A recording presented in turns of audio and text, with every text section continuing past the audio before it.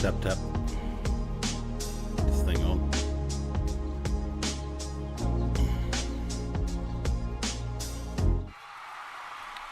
Hello, welcome to Good Chats, everybody, for another Wednesday night. Welcome aboard, everybody. Welcome, Boeing Expert 4717 as opposed to Boeing Expert 716. G'day, Barossa Bean. G'day, Trevor Fuss. Welcome aboard again, sir. Who else have we got on board? JM, Juzzy Miller is on board again.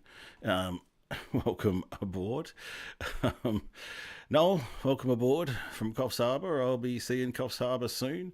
G'day, David Simmons. G'day, Steve Klink. Welcome aboard, mate. G'day, JK. Welcome back, man. Brian Wilson, 2024. Good to see you, mate. Business Frog. Man, tell you what, Party Frog's been here the last few weeks and he's been wreaking havoc, so it's good to have Business Frog back. Lyle Roberts, welcome back, sir. Hope you're feeling better. We've missed you around these parts. Excuse me. G'day, Andy. Welcome aboard. Yes, this week I accidentally turned my mic on for the 7th week in a row. That's funny. Luggy 111. Welcome aboard. Bro, welcome aboard. O'Malley Tours, excellent. Good to see you, Mike. Van Couple, Dan, Amber, Archer, Penny, welcome aboard. And Drew's Adventures. Drewsy, how you doing, man? Welcome aboard. There are currently 22 people out there, so if you're wondering what this is Good Chats. This is the time every week where I generally lose another couple of subscribers after having gained so many this week. I think I've done 130 subscribers from that last video, and yeah, I'm probably about to lose a couple of them, and they go, what the hell is going on here, as I basically blow apart my carefully cultivated production values with a live stream. Welcome, Mark. Thank you for coming on board.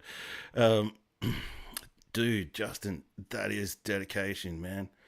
That is dedication. Thank you for coming on board, and thank you for landing just in time. So, yeah. It is definitely growing. It is definitely growing, mate. Comments, Drew, tell me about it. I can be a bit of a guillotine, though, with these things. So, yeah, if you want to share it, I'll come down hard on it. But, yeah, I get all the comments of, I just want to make one or two... No, sorry, see ya. Sorry if you're wondering why I haven't responded to your new comments. I've probably shadow banned it. So, yeah, Drew, I'm sure you understand the motto of just shadow ban and just move on with your life.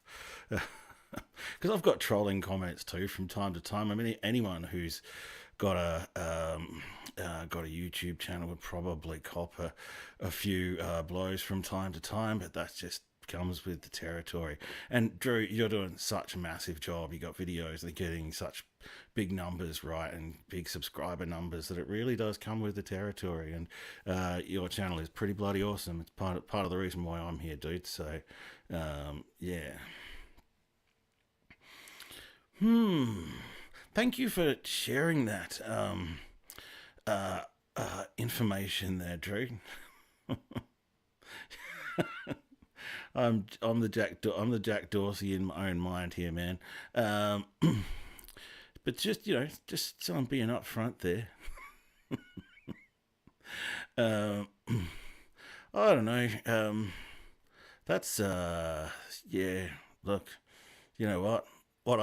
What I'd really like to do is actually not have a job and live off YouTube and be an Adelaide scumbag, to be honest with you. So all of those things sound mildly aspirational to me, to be honest with you, Drew. The old blue train bridge. Oh, yeah, that's right. Over the Pacific Highway there. I'm trying to think there's a name for the bridge, man, but we'll watch that video in a minute. That's playing up there in the magic video, and we'll watch that. So, you know, the way that some people see something and the way other people see something, I'd wear all three of those as a badge of honor, to be honest with you. Um,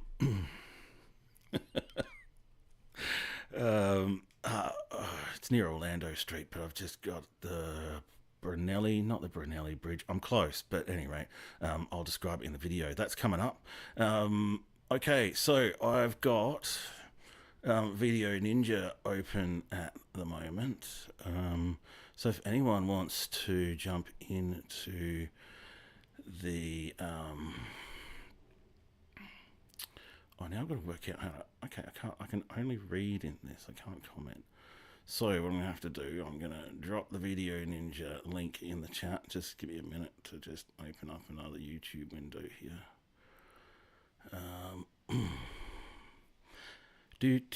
What's everyone been up to too? That's what we usually talk about here, and I've got a whole bunch of other stuff to talk about as well, but I've been a little bit distracted by just getting this link. What have y'all been up to this week? Have y'all been making videos? Have y'all been getting in trouble like Drew?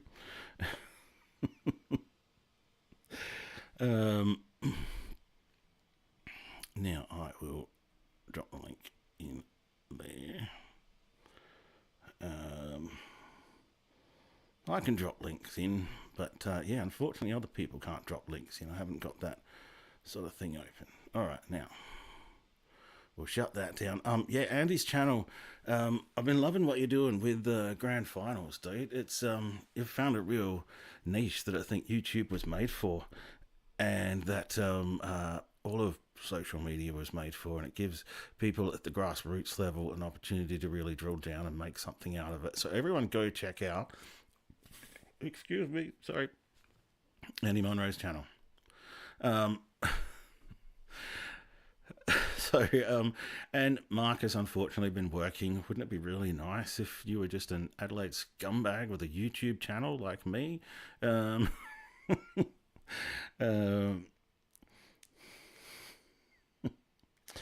Oh, Van Couple, I went and checked on your channel because I hadn't seen much from y'all guys, but you did the Indian Pacific. I was waiting to actually see me finally writing the Indian Pacific, but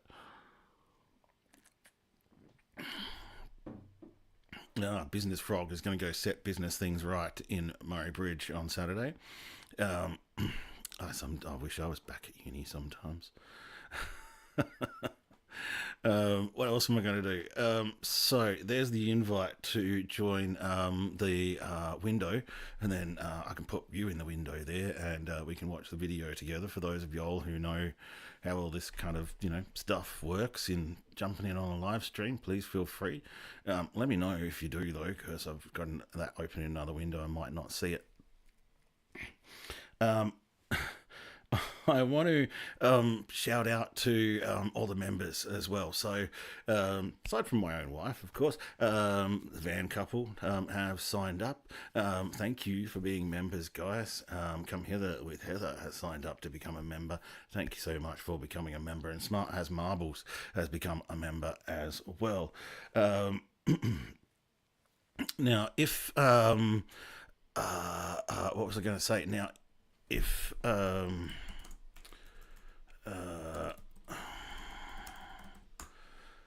Graham Dory was around, I got the instructions on how to circumvent the Apple kind of ban on third-party application sign-ups that is the issue with signing up to join channels through an iPad. So let me have a look here. I've got to go find it. There we go. That's what I got to do. I've got to find that link. There we go. That's the link there. We'll open up another link and go to my chat there. Ooh, ooh,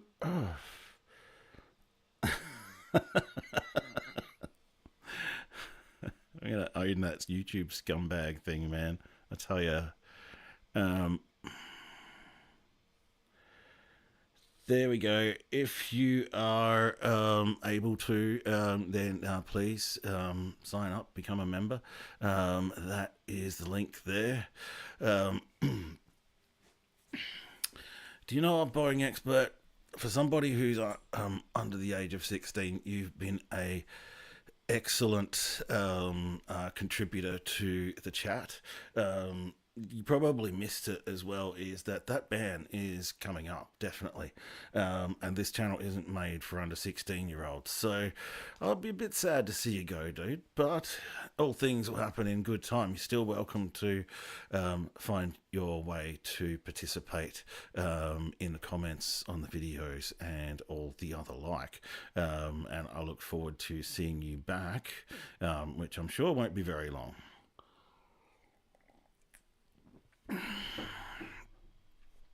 But yeah, it has been a bit harsh, but that is what it is. Oh man, I'll tell you what, man, good chats will be here in like I don't know, it'll still be here in 2 years. Yeah, sorry, yeah, Zach, you missed everything. Yeah, I'm about to close now. Not really. I haven't even gotten through what I was bloody going to talk about. It's one of those things. If Graham Dory was here, I was going to share with him the how to sign up on an iPad, and I can do that still. If anyone's got an iPad and wants to sign up, well, now's the time, right? I've got a few more days until the 5th of September, when $4 membership means I get paid $10, which is very rare to get paid more than what you're paying. Normally, YouTube will take $1.50 of that, right? But this time they're actually going to give me more than what you're paying. So now would be a really good time to sign up. Look, it is unfortunate, and I hope that, well, I know that people will find ways around it and we'll work something out. But yeah, look, I need to be really careful too about once that ban comes into place, about how things work, because this ain't made for kids, this channel, I have to say. The old photos, that's a really complicated thing, but I will talk a bit about that when we do the slideshow a bit later on. So I've been doing heaps of mad research. I think I might even run out of time before I leave on Sunday morning for that trip that I have got here. Where are we? If I bring up the image.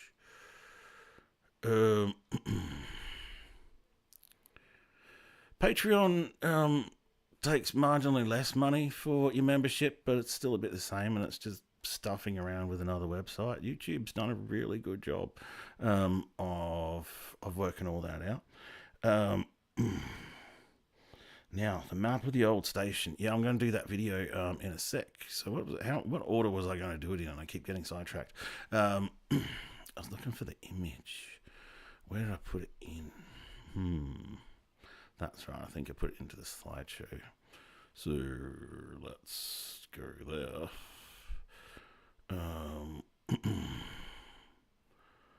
And change this around. There we go. So we're in the slideshow at the moment. If anyone wants to jump into the other magic window, then please feel free. But this is the map of the trip that I'll be doing from Saturday, 14 days on the road. And that includes places like Yaoval. I don't know why I'm stopping and doing Yaoval. I've just always found Yaoval interesting. And as we talked about last week, places like Quirindi and Quipoli and out to Mungindi, and then over to Yarraman, to Queensland. We're going to have a look at some photos from the main North Line from Armidale to Wollongara that I've collected from a couple of different sources. And then we'll go to the video of Coffs. No, actually, we'll go to the video of Coffs Harbour first, because that's going to give me a little bit of a break on my voice. And then we'll have a look at the main North later. But look, for what it's worth, National Railway Museum, Peter Liebeskind, Flickr accounts. I have to obviously get permission from Flickr accounts, and that's proven to be a bit difficult. Unfortunately, the ARHS hasn't come through with my image request, nor has the Museums of History New South Wales. So I'm actually scrounging a lot more for images than I thought I would be at this point in time, given that I kind of started inquiring for that about 3 weeks ago. But anyway, that is what it is. National Railway Museum's always been a rich source of images for me. They've been really, really helpful. I've been a member there for a few years now. Yes, Hay has a railway museum there, and it's a bit of a museum, I think, about the old World War II prisoner of war camps that they had there. But it's I'll be definitely taking note of those when I do the Junee to Hay line. That's I'm doing 13 videos, and that will be number 10, I think, or 11, I think, the Hay to Junee line. I'll send you a copy of the itinerary, as it were. And I think I'm going to be in Coffs on the 7th. And that's a good question. Barossa Bean, that'd be interesting to know. I don't know right off the top of my head. I'd have to Google that and do some research. And you're right, Business Frog, yes, it's Alberton, and they're upgrading them. So next week they'll be bringing the stream from Armidale, and Armidale? Yeah, and then the week after that, oh god, I've forgotten. Now I'm going to have a look. Pretty sure next week I'm going to be mobile from Armidale. Where are we? What's that date going to be? It's going to be the 1st. Yeah, so I'll be in Armidale next week.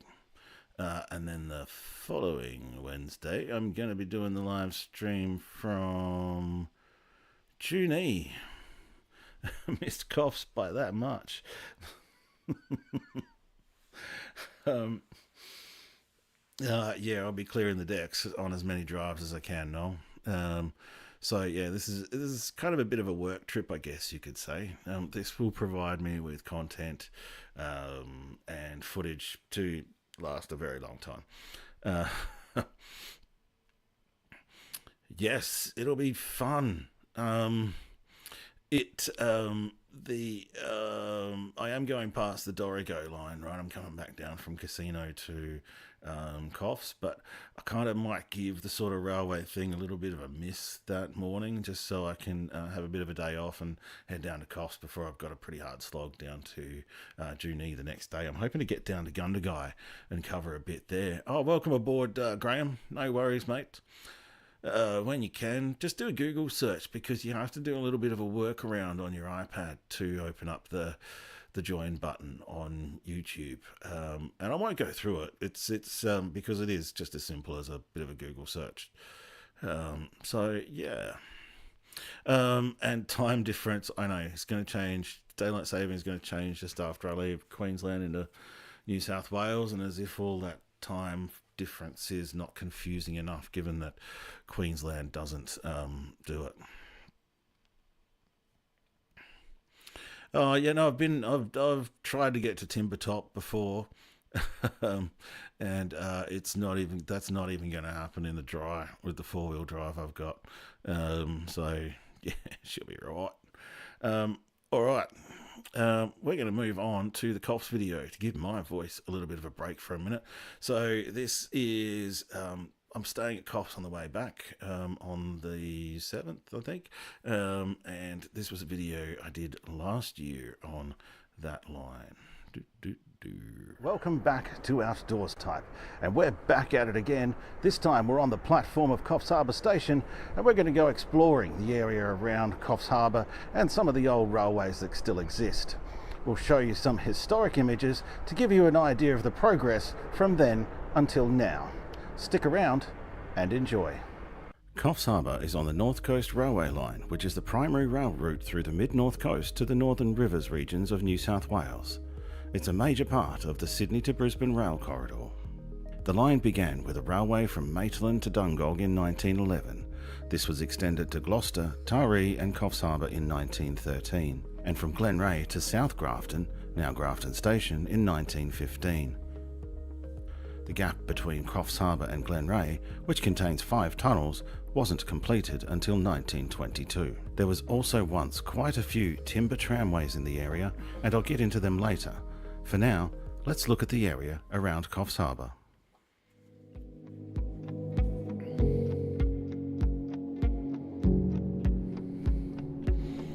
Yeah, the rain really has been pretty full on around Crofts for the last year or so. When I was up there last time in March, I don't think it stopped raining the entire 24 hours I was there.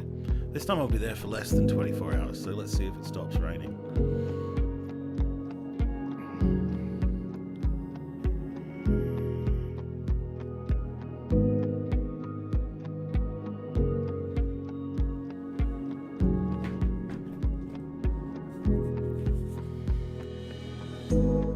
In his story titled Crofts Harbour Railway, History at its Best, Peter Leonard recounts that one of the most prominent historical operations of the Crofts Harbour Railway Station was the railway refreshment rooms. They closed in 1964, just 3 years before Peter arrived. There were apparently 5 categories of refreshment room services. Crofts Harbour was one of the highest, with a liquor bar, meals and counter service. Peter also said that in 1967 the railways conveyed nearly all freight and people mostly travelled by train. These were truly the railway's heydays. The jetty area in the vicinity of the railway was a very busy precinct of industry. The PDS bulk food business, Murray Bailey's Caltex depot and cement agency, Shell had a depot near the overhead bridge, the Banana Growers Federation operated on the northern point of the yard with Pacific Plywood further to the north. Obviously the station building changed over the years from the first building provided in 1915. The present station building opened in 1971. It wasn't until 1993 but the level crossing gates in High Street were automated with booms, flashing lights and bells.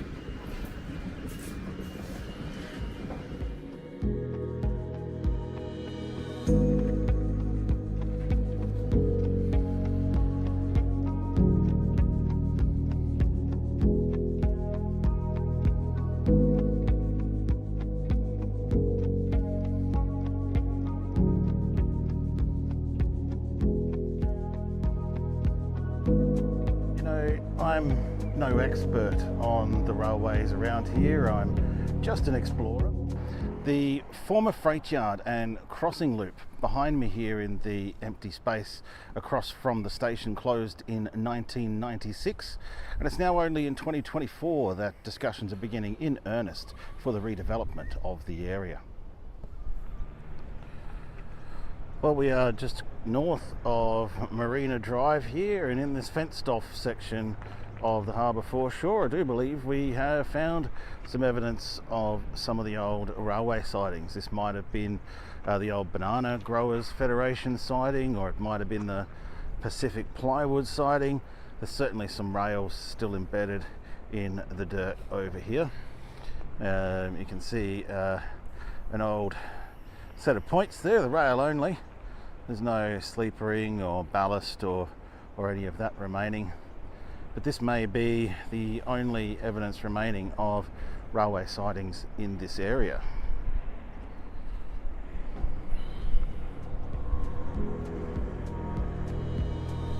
Like many of the areas that I go exploring, these old railway precincts are a bit of a wasteland.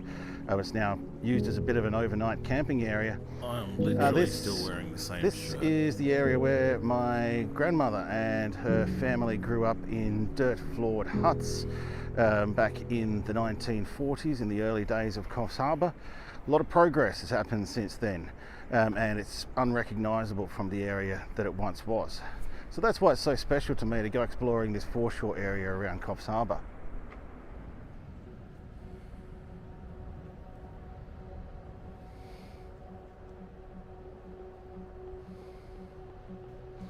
You know, I was reminded, Crofts Jetty was Jeremy built well too, that before I the missed.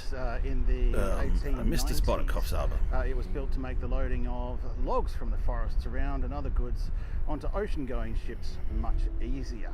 This jetty once had rail lines along it and loaded large cargo ships using huge cranes. It really is just a shadow of its former glory. There's some of the old rail lines embedded in the jetty walkway here. I guess we're not really even sure if they're from all of the rails that used to be around this area.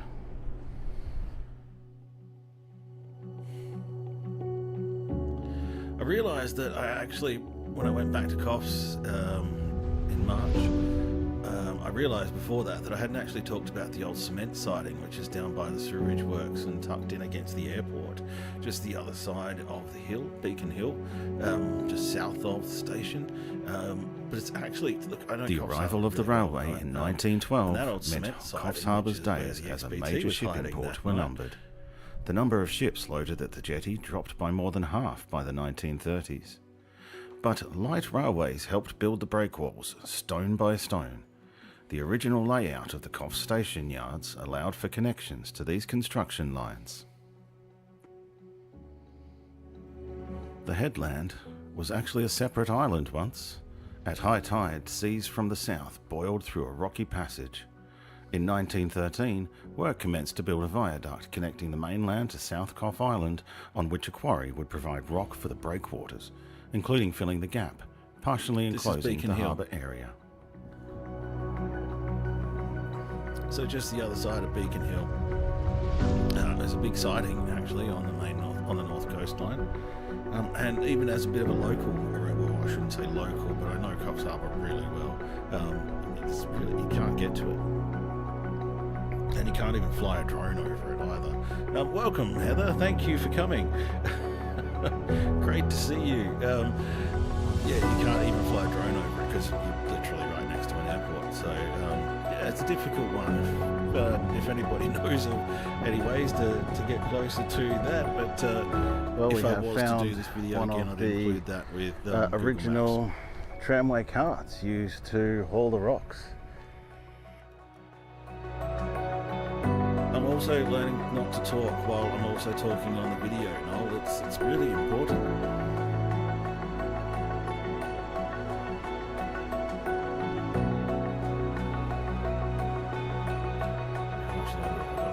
Hopefully enough. I'll be back. I included this shot because I was swooped by a nesting heron and nearly had a car accident to get the shot.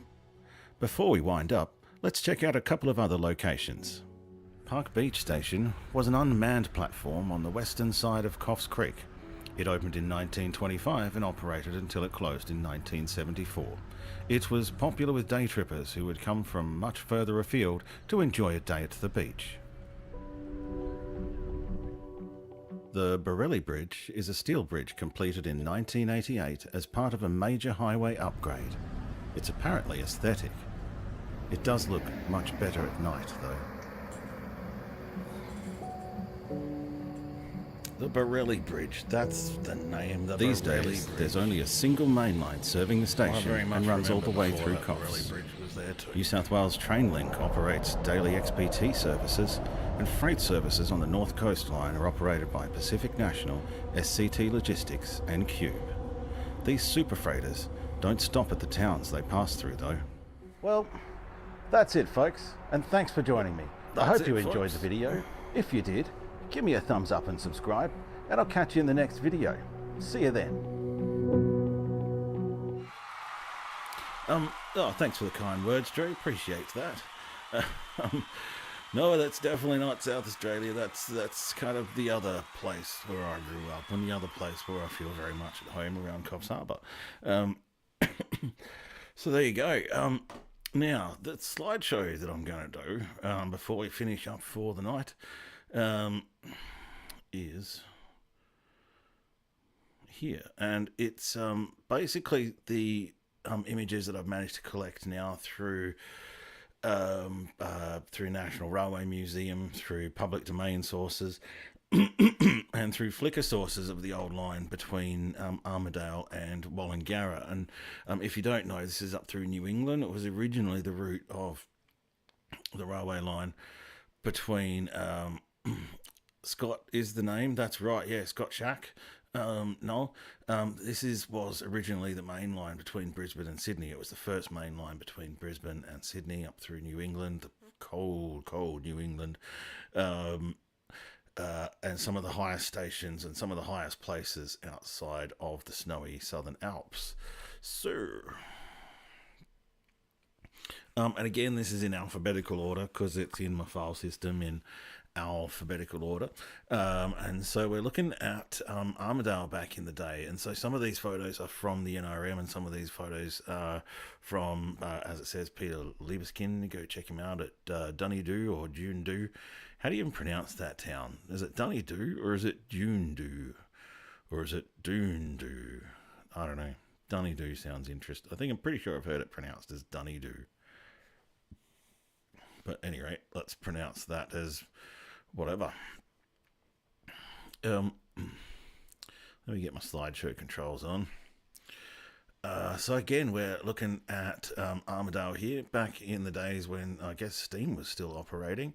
I do obviously have more details on these images, as you see in my videos. These these images are just kind of brought up as, yeah, cool. Now I figured it was Dunedoo. I'm pretty sure I've heard it enough times. I love the old photos. I love the old advertising that's in the background of these. I don't have any images of Dunedoo, although I will be going through Dunedoo. It's kind of on the way between Adelaide and New England, so we're going through there at some point. And we're still in Armidale, so I'm going to be able to tell a little bit of a story about Armidale between your sort of steam times and your diesel and rail car times, as against what's there now. I decided to start at Armidale. I could have started at Tamworth, but Tamworth to Armidale, Junedoo. That's really, I just had not even thought of that pronunciation, Junedoo. That is rather Scottish, which could be applied to a lot of the towns across New England here. So yeah, images of course, things like the North Coast Mail and I can't remember the other one right off the top of my head. That's why I do scripts and read them into videos. And so Ben Lomond, this is the highest railway station in Australia. If you don't count the ski tube in Perisher, probably just missed out on seeing that in snow. That's a really interesting. Yeah, I love all these stations on this line. It's long been a dream of mine to follow this line, to be honest with you. I will be coming down from, unfortunately I miss out on Woodford. I know the route between Brisbane and Yarraman very well. That's where my other, my dad's parents come from, is from the country around Yarraman. So Yarraman and the area around there I know really, really well. I've never had a chance to actually go back and just talk about and focus on the railway history, though. It's always been family trips. It's always been busy with other things going on, and so when we land in Brisbane Airport, for example, we'll go via Woodford. If we come up from the south, then we'll go via Toowoomba, for example. This time I'm coming in via the New England Highway because I'll be at Wollongara at the end of this video, and then I'll shoot on over to Yarraman after that. So unfortunately I won't be going through Woodford because I'll be coming down through Esk and to Goolawar and all of those following the Brisbane Valley line. But now you mention it, Mark, I'm going to check out this railway museum that you mentioned at Woodford because I didn't know there was one there, and I'd be really interested to see the history of what's being covered there.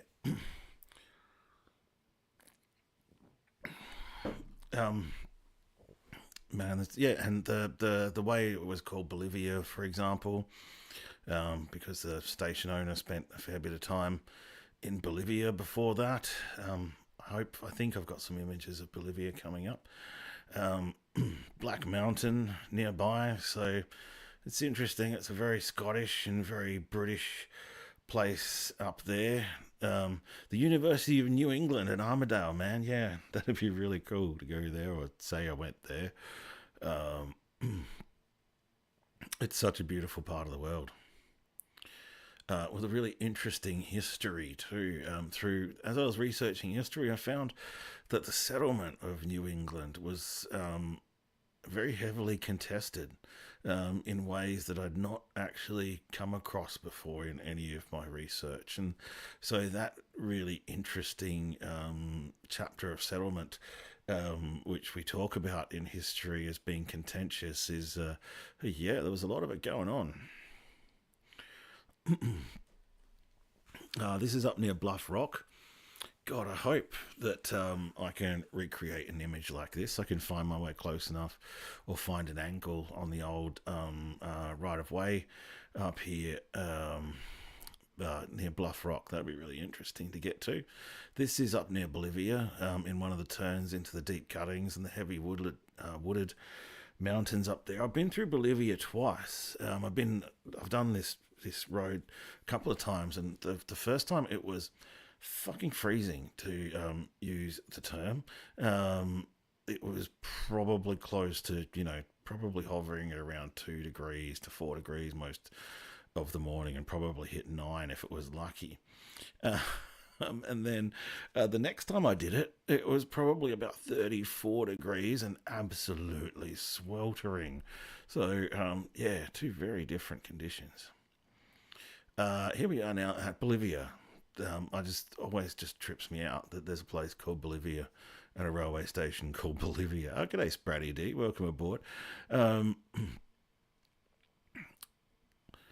More of Bolivia from the other direction. This is from Peter Liebeskind. Pretty awesome photo collection, this guy. Dunny Do on Flickr.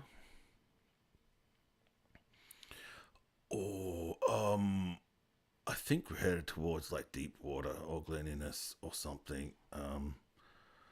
Where were we before we were at Bolivia? So we'd be at, what's the name of that one? I'll just look it up. Deepwater, yes. They have some very cool town names up there. So, yeah, this is Deepwater.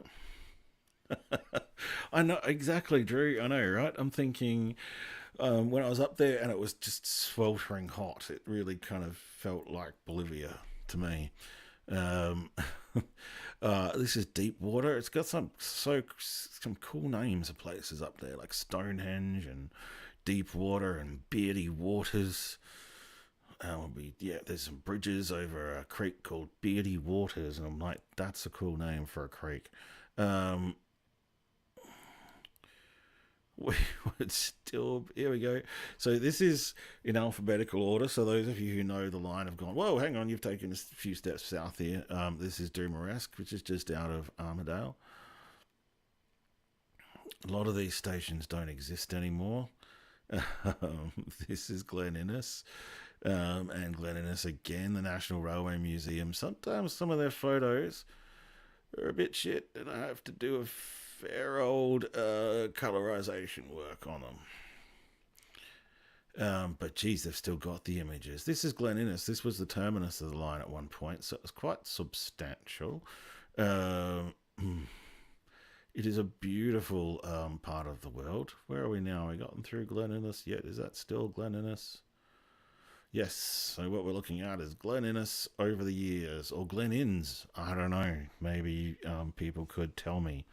Maybe there's a nickname for it, like Glennies or something.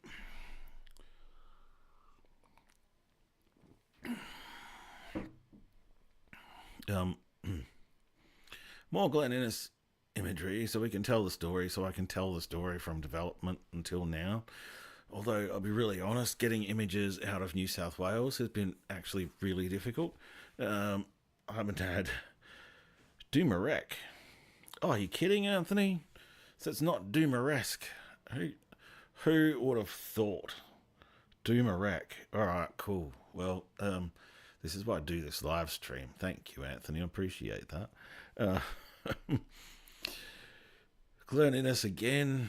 So, yeah, getting images out of New South Wales has been terrible, to be honest with you. I'm trying to go back as far as I can to get the black and white images, but it was a little bit difficult. Doomarek. I mean, God, anybody would have pronounced that. Like any old Adelaide scumbag would have pronounced that as Doomarek, mate. I tell you. Doomeresque, sorry. We would have been going, oh, look at me pronouncing it so specially. Oh, Doomeresque. And then he'd be like, nah, mate, it's Doomerek. And you're like, oh, come on. State Library of New South Wales has been a little difficult as well. They have a lot of images, but they also don't have a lot of images. Trove is similar. But hey, look, we just dumberesque. That's yeah, we'll go with that. Glencoe. What's interesting about these locations is that some of them there's absolutely nothing remaining. And you know what? At the end of the day, I think if I miss a couple of places with images, I tried. You know. Oh, Mark Shed Talk. I have absolutely gutted Western Langford. I love all the suggestions that people come up with and send through to me. So please, if you come up with any suggestions, please send them through or mention them. But Western Langford is another awesome collection. But yeah, I have already run all of the locations that I'm going to run through the Western Langford search. I've become very quick at it.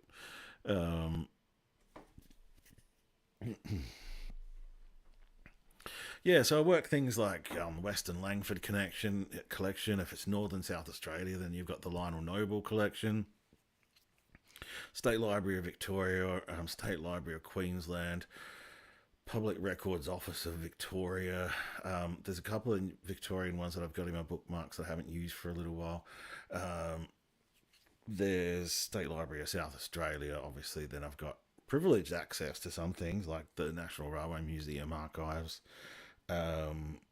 If Wikipedia searches will come up with some stuff that's been uploaded to Wikimedia Commons. Stations Past is also an excellent website that has some excellent images, and I've got permission to use their images as well. When I'm doing my image searches as well, I pretty much learned that anything on Facebook is useless for what I do. So, you know, Facebook, there's images of all of these places on Facebook, right? And if I do image searches or you know, different filters that you can use in Google searches and other engine searches to come up with different results, and I've just learned just don't even bother with Facebook because the culture of sharing on Facebook is really interesting. It's almost like the copyright and the provenance of the images doesn't matter so much in these forums. And so there's images of all of these locations on Facebook, but then I'll go to these images and somebody has posted them into a forum and there's absolutely no reference to where these images are from.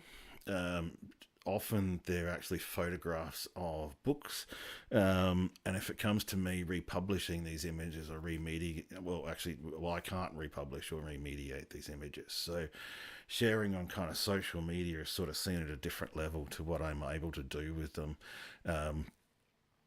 here as well. So to use them in my YouTube videos, and I'd had to get specific permission, or those images need to have been released under a Creative Commons or other kind of license that I can use and refer to.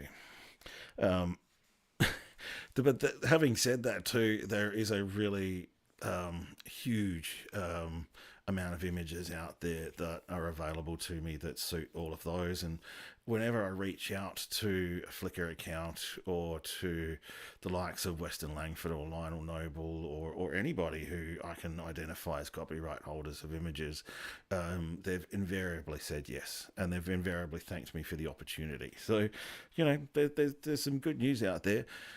One of the other problems is that some of the gallery makers and the copyright owners are no longer with us, and then your level of access to who holds the copyright gets another level of difficulty, unfortunately.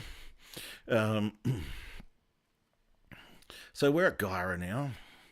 Gyra got a fair old blanketing of snow last month, actually. So that will be interesting to head back up there. This is Tenterfield. um, Thanks for coming on board, Dan and Amber. Appreciate you guys being here every week. We miss you if you're not here. So thank you again. Appreciate everything. Cheers. Um, maybe that wasn't on. Maybe that was Gyra. I don't know. Then we move on now to Sandy Flat. Now I'm starting to get down to some of the smaller stations.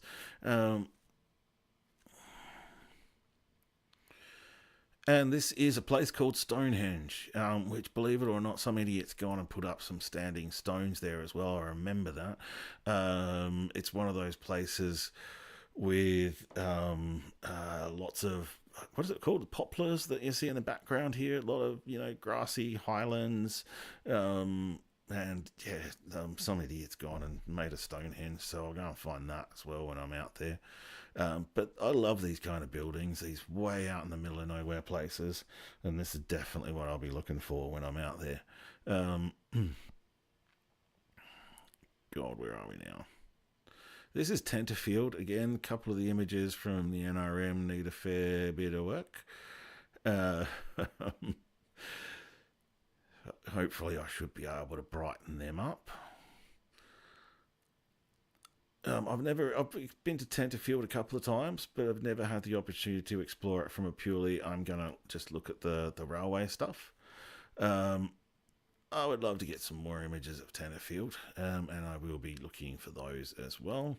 But I'm just hoping to get as much reference done as I can before I leave. I don't want to be stuffing around with researching by the time I'm out there. I'll be spending enough time actually just finding these places and then actually just processing and getting all the images and footage and everything safely stored away.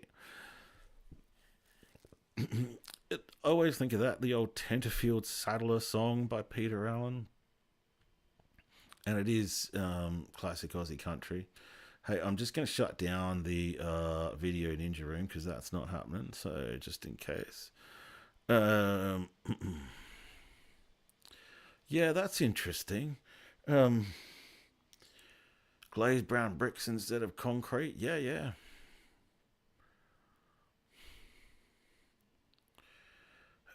Now we are in Wollongara. It's funny, I get to Tenterfield in my research and in my travels, and I'm like, oh, let's just keep going through New England. Then all of a sudden you're like, nope, Queensland. So this is Wollongara, which is on the border of Queensland and New South Wales, where in fact it's called Jennings on the southern side of the border, and it's called Wollongara on the northern side of the border. And so there's a few more images to tell the story, even into whenever this was. This is said to have been taken in 1995, right? At the Wollongara transfer platform. So I know that the railway was closed to Tenterfield in 1988, so I'm guessing this would have been Queensland stuff going back towards Brisbane. But yeah, there was a break of gauge there until 1972, right off the top of my head. And so on this platform, the border actually runs across this platform. So there is a point here where you can stand with 1 foot in New South Wales and 1 foot in Queensland. The New South Wales railways obviously came in from the south on one side of the platform, and the Queensland railways came in from the north on the other side of the platform. And I'm looking forward to actually just standing there and just hanging around and just really unpicking that story, along with some cool visuals from across the ages like this one. So that is the trip that I'm going to be taking coming up this Saturday morning. So that will be interesting. Right, what else have I got on the list? That's about it. I was going to ask people if anyone knew of any images of Mungindi, for example, pending, my rant that I just had earlier about getting permission to use images, and I'm really struggling to find images of the Mungindi railway station, unfortunately. But, you know, do without from time to time. That's cool. And the next two live streams, I'll generally struggle a little bit with getting scheduled live streams on the mobile to work. I'm just looking down here at the moment, and it's time to do we've been going for nearly 50 minutes. Far out.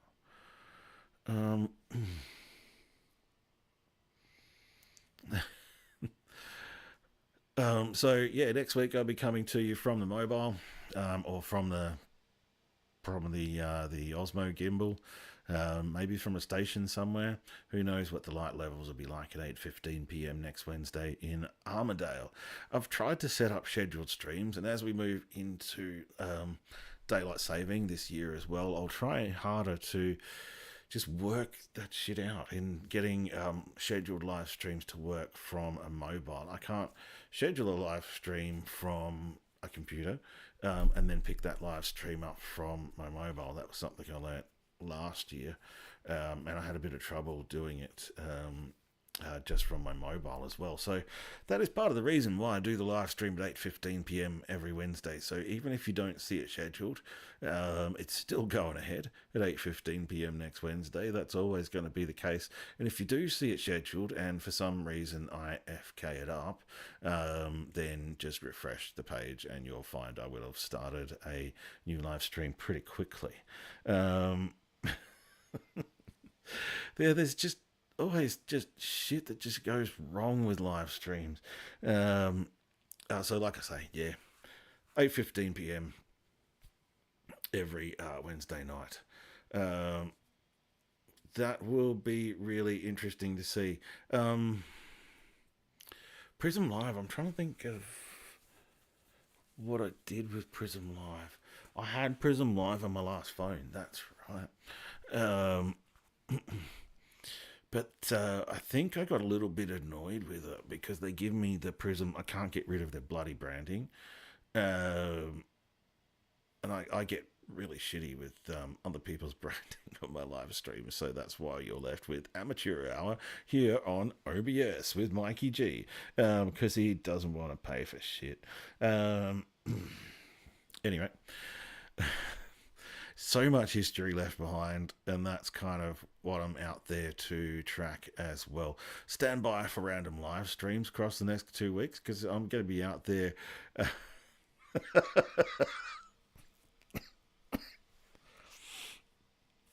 Yes, I am.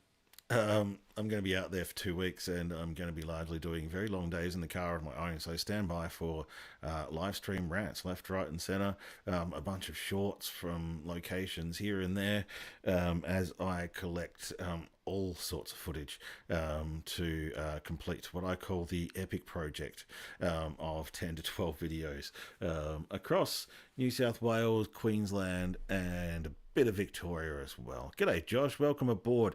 You've come on board just in time for the end. So, thank you for coming on board. I hope you would like to jump on the replay and check out what's happening. Also, my chance here to shout out to all the replayers who jump on and do have a look at the video from time to time. Sorry, I forgot to mention y'all in the last chat. So thank you to everybody. Thank you to Boeing Expert. Thank you to Barossa Bean for your time with us here, and we'll see you back again in a couple of years' time. Thank you, everybody, for your good wishes. And yes, become a member. Please, now is the time to become a member. Let's all make YouTube pay me more money than they normally would. That would be really good. To everybody who's been on board tonight, to the members, Heather, the Van couple, smart as marbles, thank you for coming on board. The people who've always been on board from the beginning, the likes of JK, Jeremy Kemp, the likes of Steve Klink, Josh, you've been around forever and a day, man. Noel, you've been such a great supporter as well. Trevor Fuss, thanks for coming on board. Justin Miller, great to see you again, demonstrating true commitment. Hopefully, you're getting somewhere near home by now, dude. David Simmons, thanks for coming on board. Brian Wilson, good luck with uni. Ree, thanks for coming on board. Andy Munro, always a great pleasure. O'Malley Tours, 34 Around the Grounds. Drew's Adventures, Luggy, 111. Mark Shed Talk, thanks for contributing tonight as well, mate. I appreciate everything. I always learn more from what's going on in this chat. Now, if I have unfortunately missed saying good night, Spratty D, you popped up at the end there. Lyle Roberts, you're a bloody legend, mate. Apologies if I've missed you guys. Thanks for sticking around till the end. We'll see you next week from somewhere out there in Midwestern New South Wales. I look forward to it. Peace.